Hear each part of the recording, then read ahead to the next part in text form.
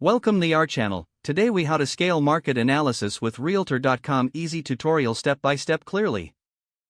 Start by visiting the Realtor.com website. Create an account if you don't already have one. Log in to your Realtor.com account. On the main dashboard, locate the search bar at the top. Enter the location you want to analyze.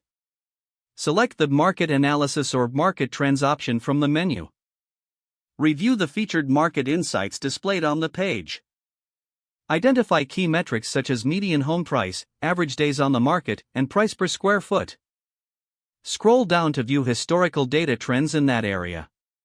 Analyze the supply and demand indicators provided. Click on the Neighborhoods tab to explore specific areas within your selected location. Compare different neighborhoods by reviewing their distinct market statistics. Utilize filters to narrow down your analysis by property type, price range, or number of bedrooms. Take notes on any significant findings or patterns you observe. Use the Graphs feature to visualize trends over time. Identify potential investment opportunities based on your analysis. Export your findings to a document for further study or sharing. Regularly check back for updated market analyses as data trends can change frequently. Leverage the insights gained to make informed decisions in real estate investments. If the page does not load, refresh the browser or try again in a private or incognito window. Make sure you are using the correct email address, then retype it carefully to avoid small typos.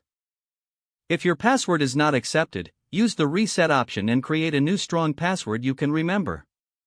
Check your spam folder for verification or security emails, then complete any requested confirmation steps. Enable two-factor authentication if available to improve account security and reduce unauthorized access risk.